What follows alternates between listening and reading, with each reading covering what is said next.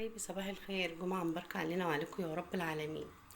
قال الوقت انا قاعدة لا بيا ولا عليا. النهاردة الجمعة، قاعدة لا بيا ولا عليا.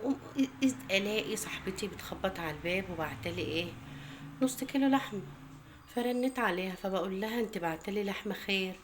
قالت لي ما اكذبش عليك، حماتي بعتهولي وانا خايفة اطبخه. فقلت لها ليه خايفة تطبخيه خير؟ قالت لي احسن بيقولوا في اليومين دول في الونزة الطيور. قلت لها يعني ايه يا اختي، ده هي لحمة، هي بعتلك فرخة؟ قامت قايلة لا، ما هو انا خايفة. قلت لها يعني انا لو طبخت اللحم هتقاكي؟ يا شيخة اطبخيها وما يهمكيش. فراخ ولحمة ايه اللي في الونزة الطيور؟ انت هبلة.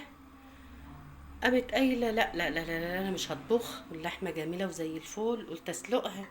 قالت كاكي قال اللحمة تكاكي لحمة والله زي العسل يا ولاد، تعالوا شوفوا. ولعت على مية اهو تغلي غلوة، واسقط فيها اللحمة بتاعتنا. قال ايه؟ اللحمة تكاكي. تكاكي ايه؟